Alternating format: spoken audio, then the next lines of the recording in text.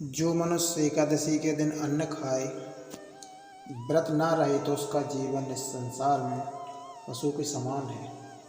अंतकाल पंचहत्या का अपराधी होकर नरक में वास करता है। इसलिए मनुष्य को उचित है कि एकादशी का व्रत धारण कर दिन भर श्री दीनदयालु के ध्यान में रहे और रात्रि को जागरण करे, तो उसके पापों का नाश होकर पितृगण स्वर्ग को जाते हैं। यह सुनकर रावण ने प्रश्न किया कि हे दीनदयालु, व्रत के दिन अन्न खाए तो इस पाप से कैसे मुक्ति पावे? शिव जी बोले, भोजन करते समय यदि जान जावे कि एकादशी है तो तुरंत भोजन त्याग दें और फिर भोजन ना करे।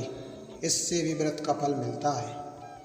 मनुष्य को चाहिए कि इस व्रत का पालन निर्जल रहकर करे।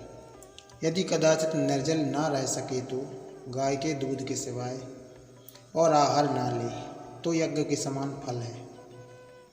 एकादशी को अन्न खाना कीड़े के समान है। जितने चावल खाए उतनी हत्या सिर पर चढ़े।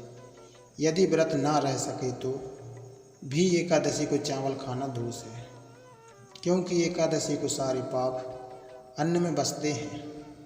रावण यह गुप्त वार्ता सुनकर कंपित हो गया, महाशोक समुद्र में डूब गया।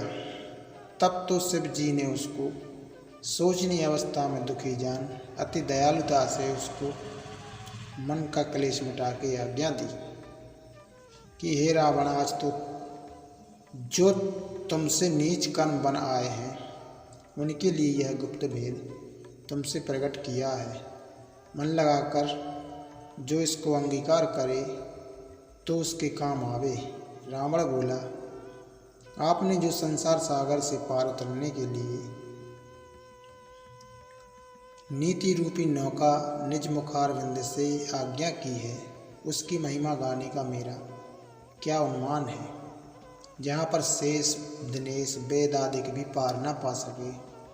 हे दयालु निधान, सो हे नाथ मेरी रक्षा करो, अर्थात और कुछ आज्ञा दीजिए। तब शिव जी ने रावण को परम अधिकारी जान आज्ञा की।